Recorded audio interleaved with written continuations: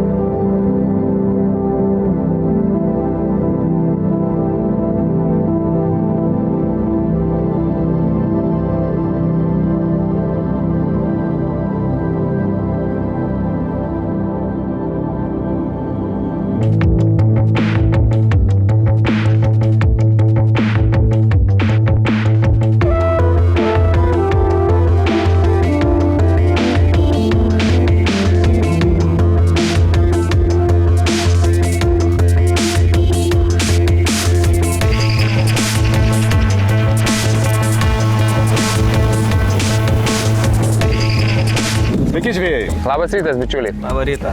Vasara įgauna pagreitį, puikūs orai, taip kad atostogų metas tęsiasi ir aš neišimtis. Suplanavau savo keletą dienų atostogų Žemupyje ir mielai man sutiko mano atostogas padaryti dar geresnės. Emilis su Roku mane pasikvietė į žvejybą Žemupyje, paieškosime gal ešerio, ką mes čia veiksim vyrai. Manau, kad šiandien prasiplauksim šiek tiek atmatą, gal jų paitę įlysim, gal išlysim į marias, paieškosim ešerio ir, jeigu užkips vienas kitas starkis, tai tik tai, manau, praturtins tavo žvejybinės atostogas truputėlį. Visada man pačios įdomiausios žuklės čia yra, nes ešeriai tikrai gali papulti tikrai gražus. Na ir vienas kitas, jeigu starkis, kaip sakai, Arba lydeka. Arba lydeka, liuks. Tai pirmas inkaras atmatoje. Taip. Pradedame žuklę, kaip visada, nuo ešerio paieškos.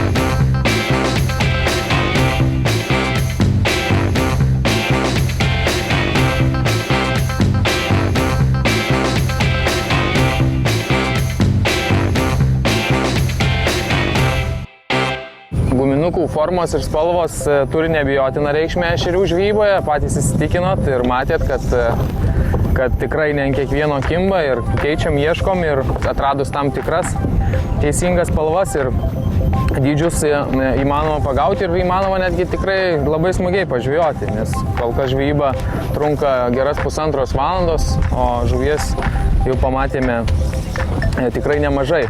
Ir antras dalykas, kuriam teikiam tikrai didelę reikšmę ešerių žvejyboje, tai yra pravedimo technika, nes mano galva tai gal net lygiai galima sakyti, kad guminuko spalva, forma ir kaip tu jį pravedinėjai, kaip tu pateiki ešeriui, atlieka lemiamą reikšmę šitoje žvejyboje ir nuo pat pradžių įsitikinom, kad paprastas elementarus džigavimas, įprastas, kur tiesiog yra darbuojamasi su ryte, ar ne, pakankamai nuobodus užsiėmimas ir jisai ešerių žvejyboje šiandien visiškai neveikia.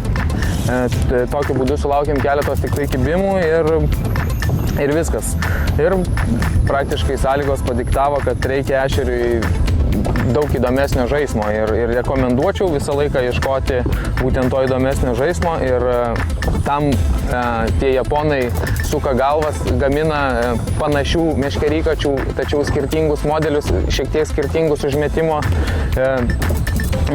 galingumo lygius, dar šiek tiek skirtingas akcijas tam, kad tam tikrą... kažkoks kibimas buvo. Tam, kad su kiekvienu svoriu, skirtingom sąlygom galėtum išgauti skirtingą guminuko žaismą. Ir atkreipti dėmesį, tiek Rokas, tiek ir aš, ir Saulius gana panašiai šiandien darbuojamės su meškerykočio viršūnė, suteikdami guminukui papildomo judesio, šokdiname į viršų ir tada su ryte tik tai valą susirenki. Ir kartojame tuos judesius. Pakankamai chaotiškas tas žaismas, nėra, sakyčiau, kad jis kiekvienu pravedimu, kad tu padarai 2-3 pašokdinimus ir leidi guminukui stuktelti į dugną. Nėra taip. Vieną kartą 2, vieną kartą 3, kitą kartą 1, padarai pauzelę, netgi nusileidus guminukui ant dugno, galima padaryti pauzelę, nes kol nusvyra jo uodegėlė, jis visą laiką dar virpa ir netgi tokiu metu sulaukiama dažnai kibimo. Tai maždaug tiek teorijos apie pravedimus šiandien ir dar žvejojam toliau. Gal vėliau ešerių įnariai pasikeis ir reikės, tarkim, vilkti gumą dugnu labai lėtai, susimažinus galvakablius. Bus matyt, po truputį įsidienoja, šiek tiek jų aktyvumas dienos bėgė turėtų rimti ir taikysimės prie ešerių, kaip visą laiką.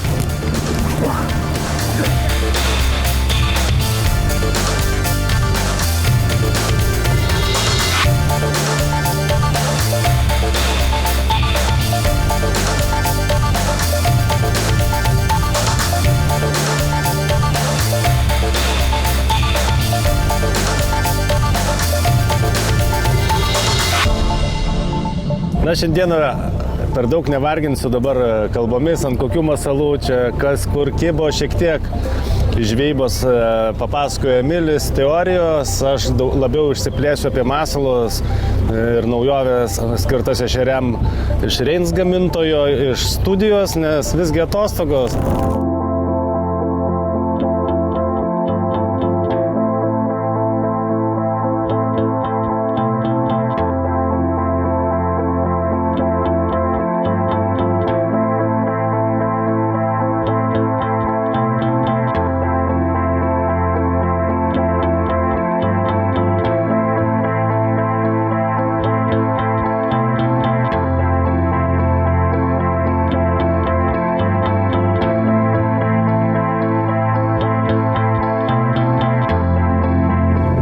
Geras marinis ešerys.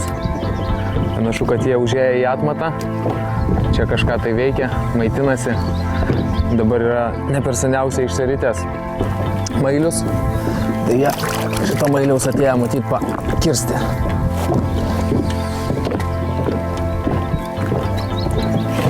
Atkreipkite dėmesį, kokią sistemą esu susirišęs. Ilgas fluorokarbono gabalas. Kulka volframinė, stiklinis šratukas ir ofsetinis kablys. Vis tiek yra, čia daug yra labai kliuvinių,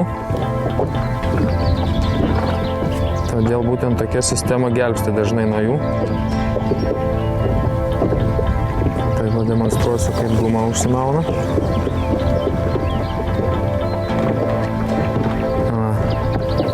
Atkreipkite dėmesį į guminuką.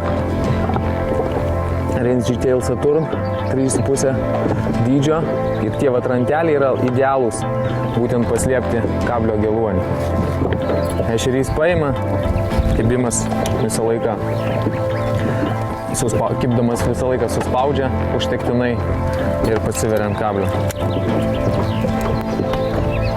O ta kulkytė irgi padeda apeiti kliuvinius su kuo mažiau praradimų.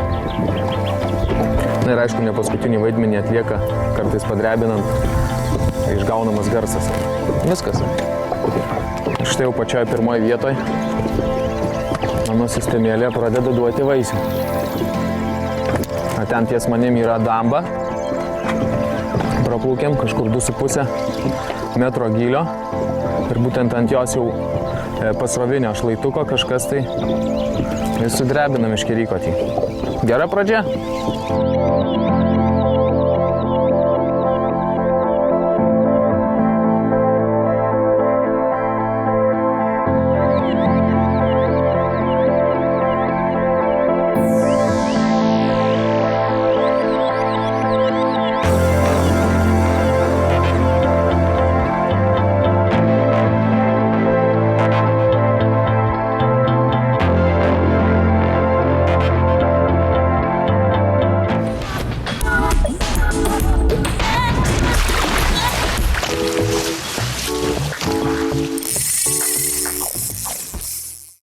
Kraluso – tai naujas požiūris į žvejybą. Šios kompanijos sukurtos plūdės nėra anksčiau sukurtųjų patobulinimas, tai revoliucija plūdinėje žūklėje. Platus asortimentas tiks tiek upinės, tiek ežerinės žūklės mėgėjams bei profesionalams. Bei prastinių tolimo užmetimo Wagler tipo plūdžių Kraluso siūlo naujieną rinkoje – itin tolimo užmetimo plūdes, kurios yra daug pranašesnės už tradicinės. Jų novatoriško dizaino dėka jūsų metimai bus neįtikėtinai tolimi ir tikslus. Keičiamos antenos leis pamiršti apie prastą matomumą, o itin tvirtos medžiagos konstrukcija išvengti išlinkimų ar deformacijos. Dėka inovatyvios kalibravimo sistemos plūdę galėsite subalansuoti neįtikėtinų tikslumu vos per keletą sekundžių, nenaudojant papildomų svarelių, o jų skaičių keisti plūdės kūnelio viduje. Ypatingas paviršius iki maksimumo sumažina pasipriešinimą ir padidina stabilumą tobulai tolimam ir tiksliam metimui. Kraluso – inovacijos jums.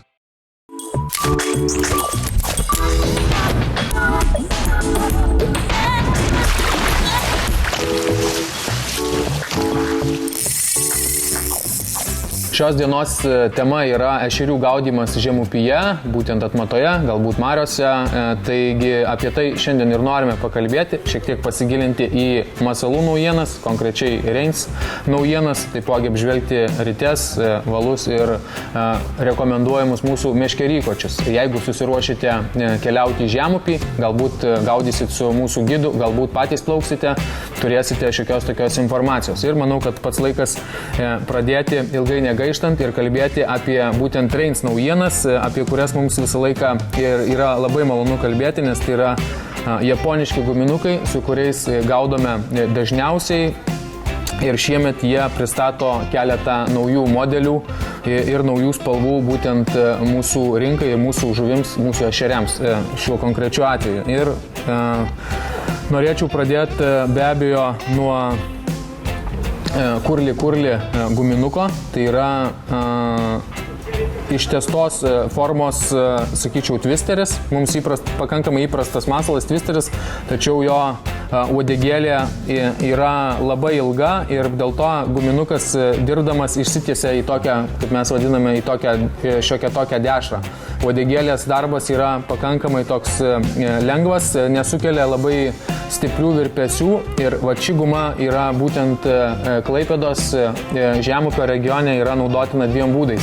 Vienas iš jų panaudojimų būdo, vienas iš geriausių panaudojimų būdų tai kabinti ant paternoster kabliuko, gaudant starkius prie kiaulės nugaros, taip žmonės žvejoja ir Nemuno žemupyje. Na, o ešeriui gaudant tiesiog galima kabinti tiek ant ofsetinio kabliuko, ant vadinamo pulverstuko čeburaškos, arba gaudyti su galvakabliu ir turėti tiesiog šiek tiek masyvesnį ir ilgesnį masalą.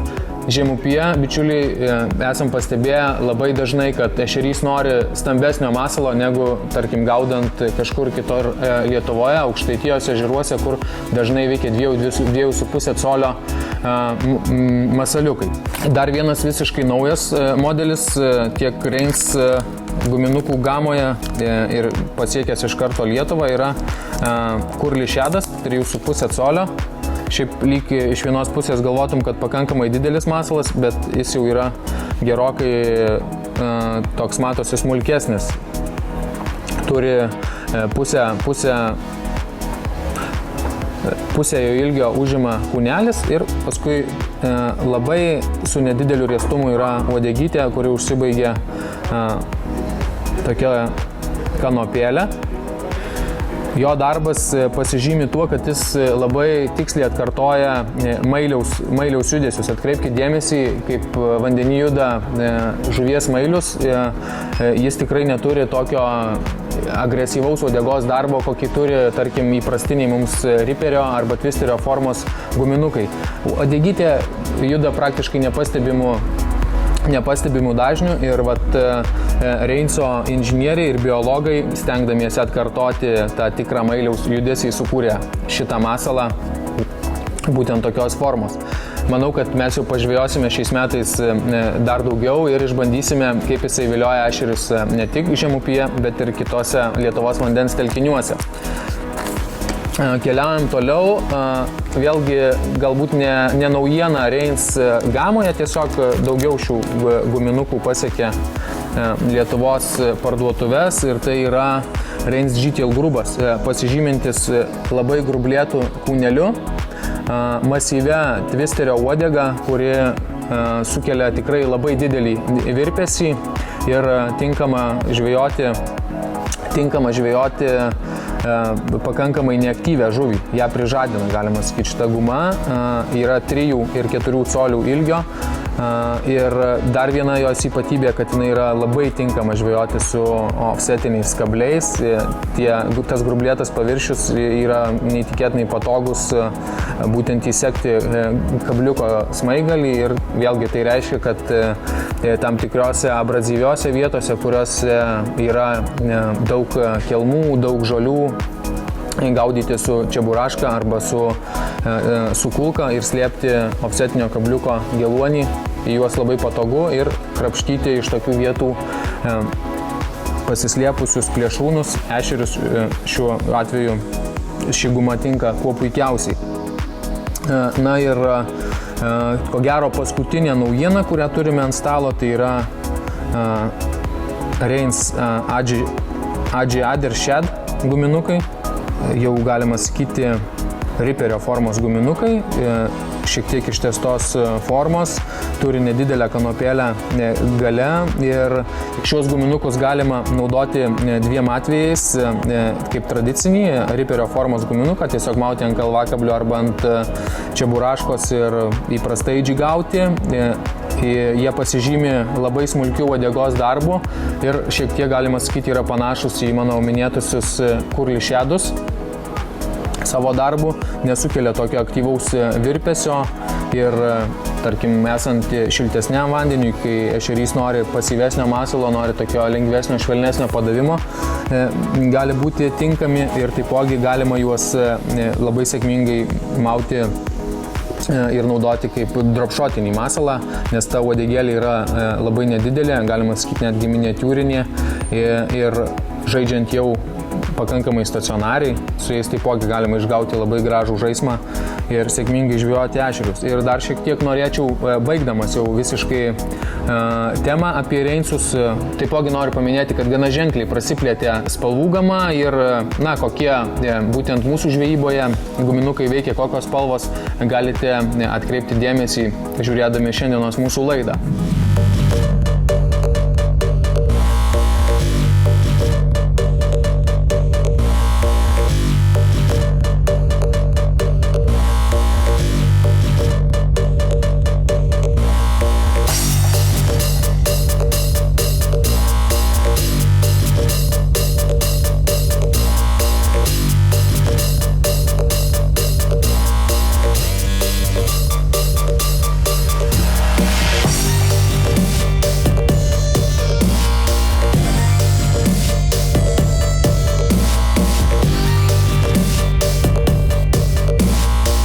Na ir jeigu jau gaudome ešerius šioje laidoje, tai nenorim vien tik tais pakalbėti apie masalus, tačiau yra svarbus komponentas yra bendros žūklės valai. Ir pas mus yra ant stalo 3 skirtingi valai, tai yra Don Pepe, grinai skirtas, keli modeliai mikromasalams, 0,4, 0,5, 4 gijų valas ir jisai šiaip man labiausiai patinkantis, gal šiek tiek labiau jisai yra skirtas ežeram, nes 0,4 diametro yra tikrai plonas siūlas ir ežere mažiau kliuvinių negu visgi upėje ir masalą netaip reikia saugoti. Ir plius tas plonumas duoda greitesnį skendimą ir galima gaudyti su lengvesniais masalais, lengvesniais galvakabliais. Taigi atkreipkite dėmesį, kad tikrai vertas valas ešeriams gaudyti. Po to jau eina 0,6 diametro tiek gosinas, tiek 4 gijų, tiek 8 gijų. Čia jau kaip kam patinka gaudyti. 4 gijų jisai šiek tiek yra garsesnis, per žiedus skleidžia garsą, tačiau jo ir kaina yra šiek tiek humaniškesnė ir pigesnė negu 8 gijų. 8 gijų valas 0,6 diametro.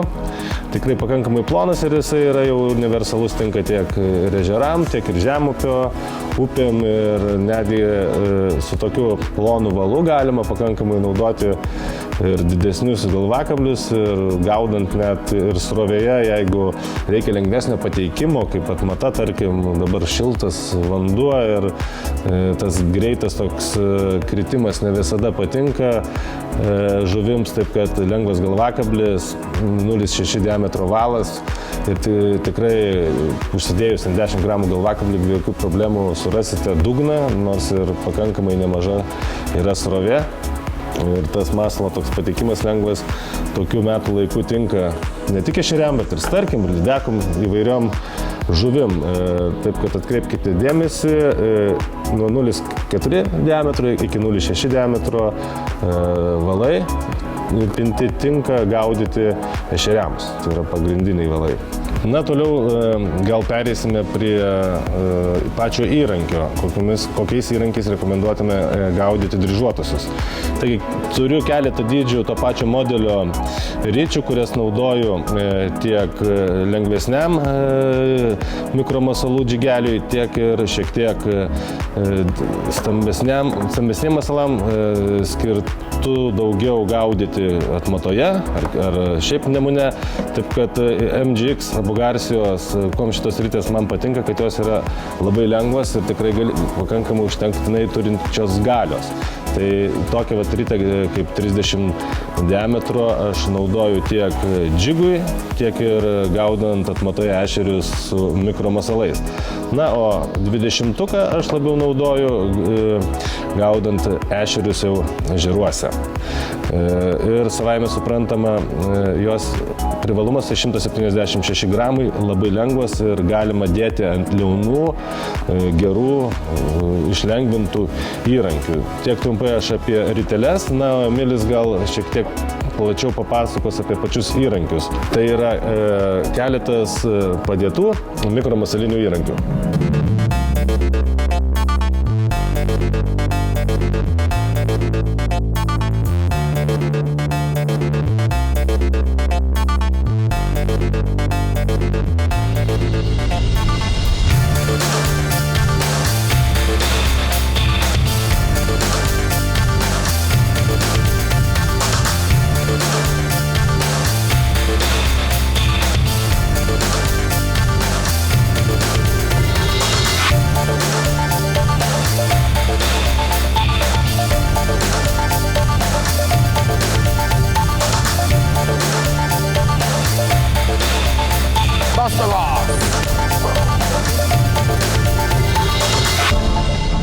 Visų pirma, norėčiau pradėti kalbą nuo ekonominio segmento, kuris įperkamas tikrai visiems, tai yra Napa mikromasaliniai spiningai 2,10 m. Mes ant savo stalo turime pasidėję šiek tiek galingesnius abu variantus, vienas iki 7 gramų, kitas iki 9 gramų užmetimo, dar yra iki 5 gramų, kuris naudotinas vėlgi ežeruose, kaip Saulius minėjo, o šie du jau būtų galima su jais keliauti tikrai į žemupį ir gaudyti tiek ešerį, tiek užkibęs ir stambesnis laimikis, kaip lydeka, kaip starkis kitą kartą.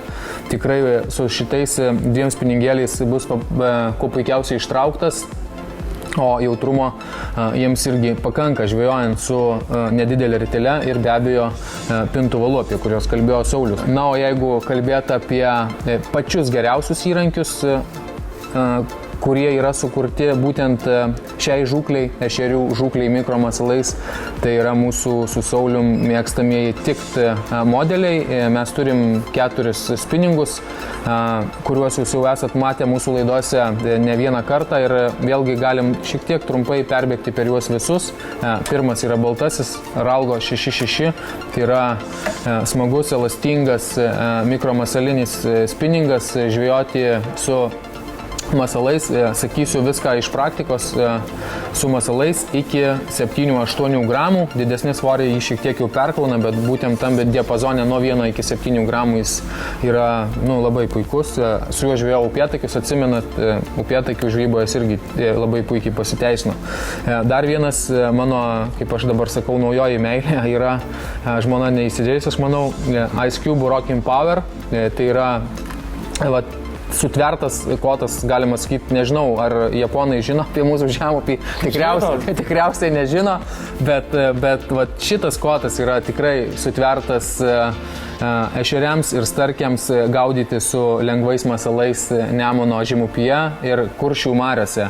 2 metrai, šiek tiek daugiau negu 2 metrai ilgio ir unikali akcija. Tai yra meškerykotis, kuris turi įklijuotą viršūnę, ar ne, kas yra įprasta. Mums įprastas dalykas, kad mikromasalinis kotas turi įklijuotą viršūnę, bet ta įklijuota viršūnė yra neįprasta, jinai nėra tokia elastinga, kaip tarkim pasralgo, arba kaip įprastus, tokius, sakyčiau, tradicinius. Jinai yra pakankamai kieta ir jeigu žiūrėti į meškerykočio linkimą, jis linksta taip, lyg tai būtų vadinamasis tubularas. Turi pakankamai daug aštrumo, žvejojant su galvakabliais nuo 5 iki 10, gal net 12 gramų, tam, kad galima būtų gaudyti galvakablį mėtant ir animuojant masalą savo. Ir jam pakanka aštrumo, tačiau kai įkerti žuvį, netgi nedidelį ešeriuką, jisai sulinksta į tokią smagią parabolę, kad malonumas traukti žuvį yra pasakiškas. Na ir toliau seka jau 2 šiek tiek galingesni meškerykočiai, kurie užpildo tą šiek tiek sunkesnių masalų diapazoną. Su jais galima gaudyti nuo 7 iki 20 gramų ir šiek tiek yra abu skirtingų kainos lygių. Tai yra Tikt Invite 73 ir Tikt SRAM. Nebūtų gal visai teisinga juos vadinti mikromasaliniais pinigais, tai yra light džigo kotai, kurie žemupy yra, galima sakyti, universalūs. Nors yra sakoma, kad universalių kotų nėra, tačiau su šiais meškerykočiais abiem galime gaudyti tiek ešerį, užsidėjus 7-10-12 gramų galvakablius ar kulverstukus ir tiek jau lipti į dar šiek tiek didesnius svorius, gaudant su 14, 17 ar netgi 20 gramų galvakabliais ir jau daužyti starkiui per galvas. Jie skiriasi labai nedaug, SRAMas kaip aukščiausios jau visiškai kategorijos meškerykotis yra apmautas pačiais naujausiais Torzait žiedais, yra dar tobulesnis blankas, ir pats meškerykotis yra jau surinktas ypatingai glamūriškai ir preciziškai.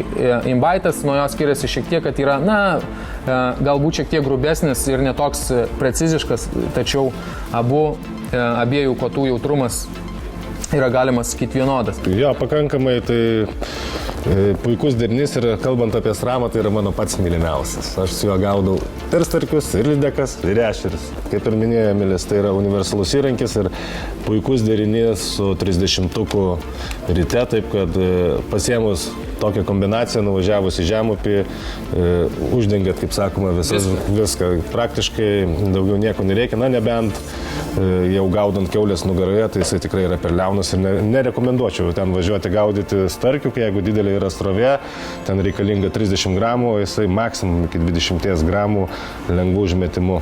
Bet apie tai kalbėsim, kai gaudysime starkius tenai, o šiandien keliaujam atgal į žvejybą, taip.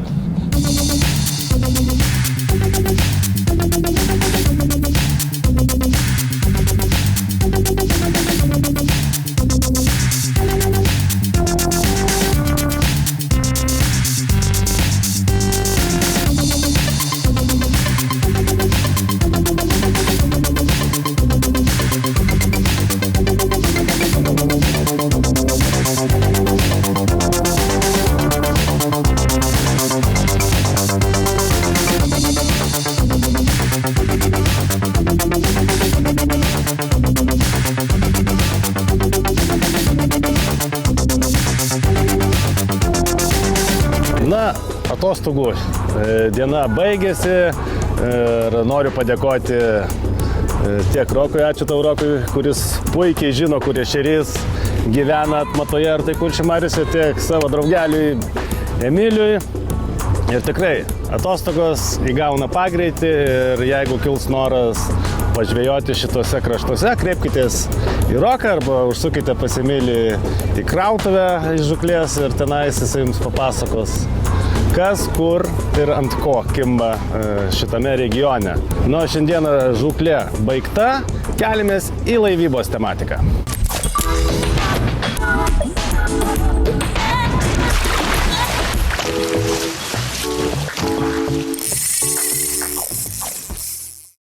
Kraluso – tai naujas požiūris į žvejybą. Šios kompanijos sukurtos plūdės nėra anksčiau sukurtųjų patobulinimas, tai revoliucija plūdinėje žūklėje. Platus asortimentas tiks tiek upinės, tiek ežerinės žūklės mėgėjams bei profesionalams. Bei prastinių tolimo užmetimo Wagler tipo plūdžių Kraluso siūlo naujieną rinkoje – itin tolimo užmetimo plūdes, kurios yra daug pranašesnės už tradicinės. Jų novatoriško dizaino dėka jūsų metimai bus neįtikėtinai tolimi ir tikslus. Keičiamos antenos leis pamiršti apie prastą matomumą, o itin tvirtos medžiagos konstrukcija išvengti išlinkimų ar deformacijos. Dėka inovatyvios kalibravimo sistemos plūdę galėsite subalansuoti neįtikėtinų tikslumu vos per keletą sekundžių, nenaudojant papildomų svarelių, o jų skaičių keisti plūdės kūnelio viduje. Ypatingas paviršius iki maksimumo sumažina pasipriešinimą ir padidina stabilumą tobulai tolimam ir tiksliam metimui. Kraluso – inovacijos jums.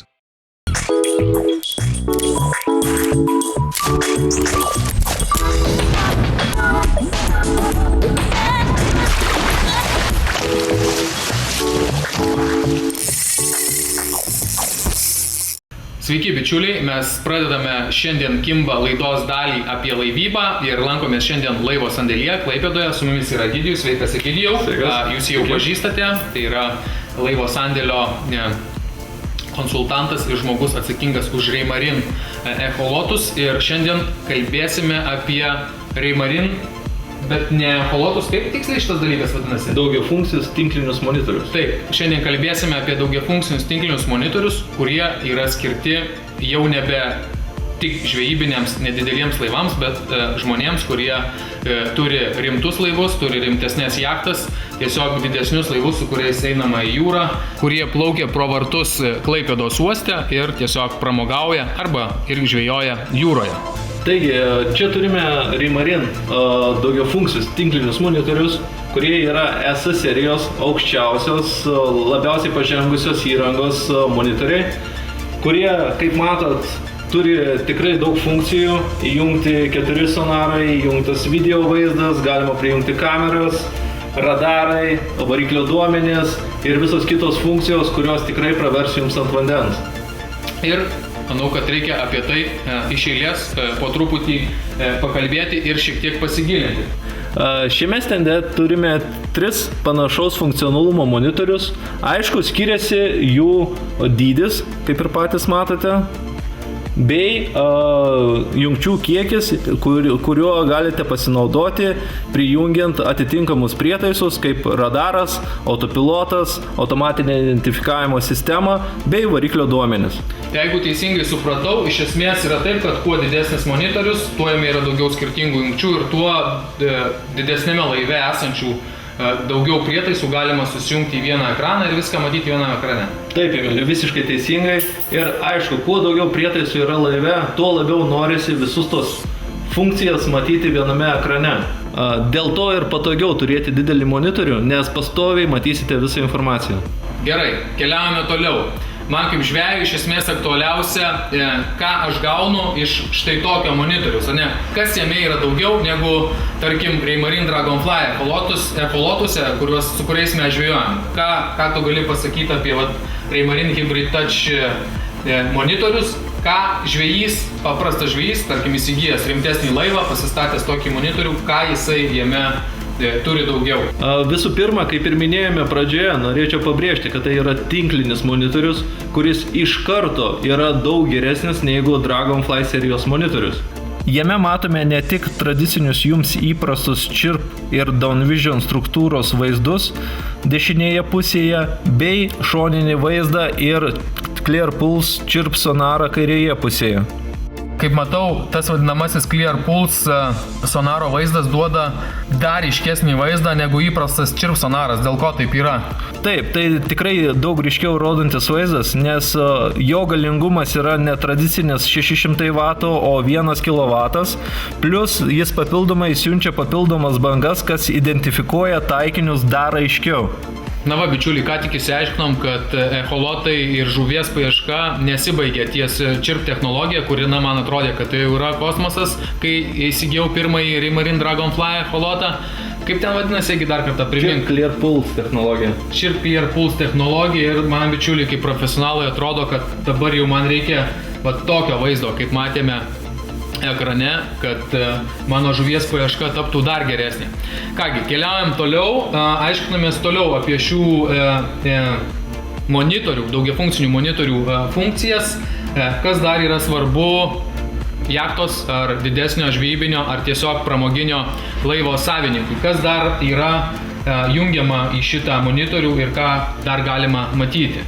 Ir kas dar yra svarbu? Taip, Emili, kaip matai, turime didesnį monitorių, kuriame įjungtos aplikacijos. Jeigu turite išmaniuosius telefonus, tai lygiai tas pats.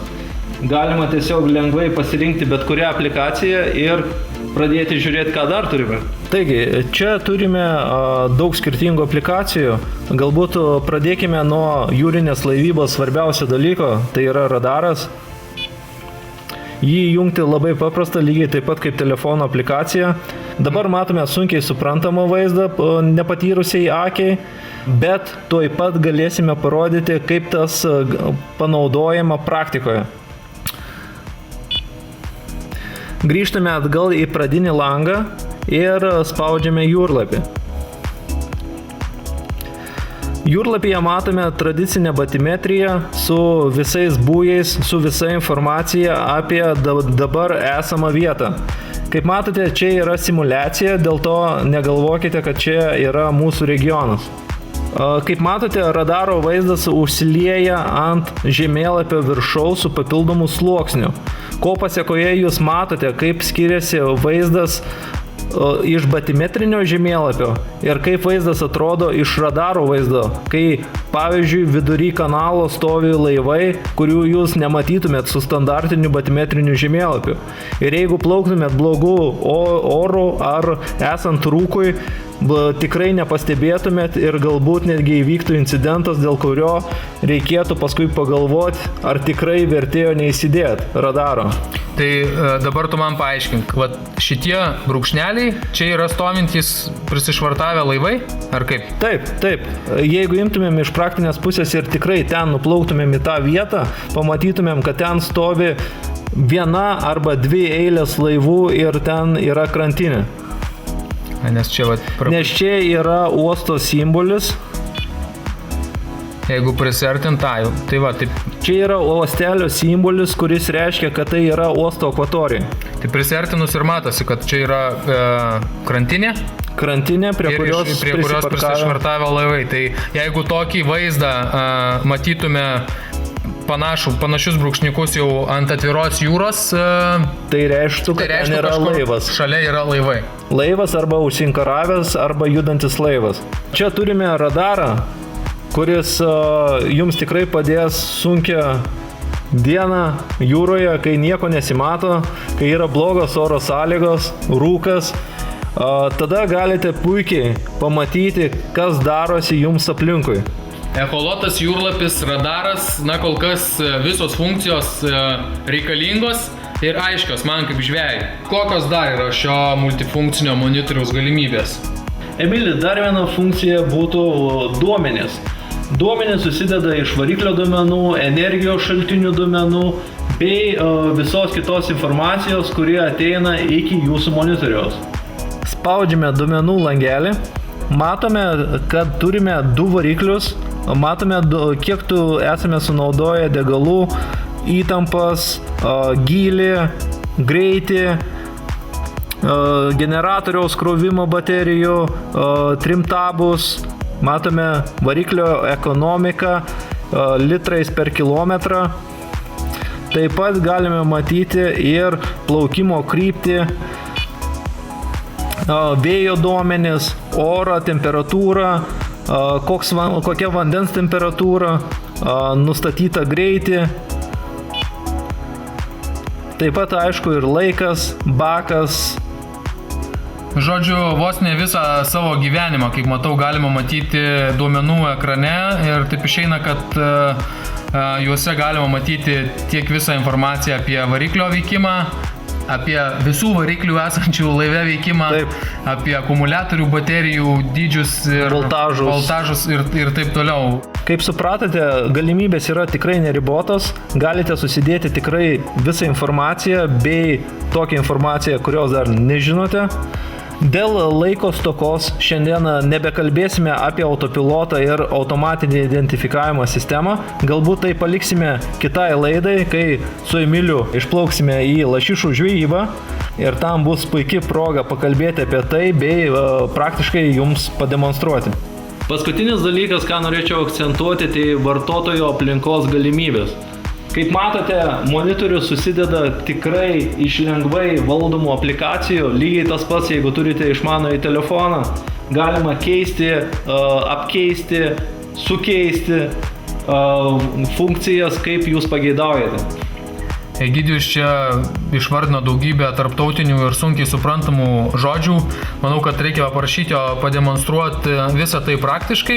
Mes šiandien kalbėjom apie jūrlapį, mes šiandien kalbėjom apie radarą, mes šiandien aiškinomės, kiek skirtingų žvejybos echolotų gali būti šitą monitoriai ir taipogi kalbėjom apie duomenis. Ar įmanoma visą šitą informaciją matyti vienam lange? Toks būtų mano klausimas. Taip, Emilis, žinoma, be problemų. Spaudžiame tinkinti, velku jūrlapį,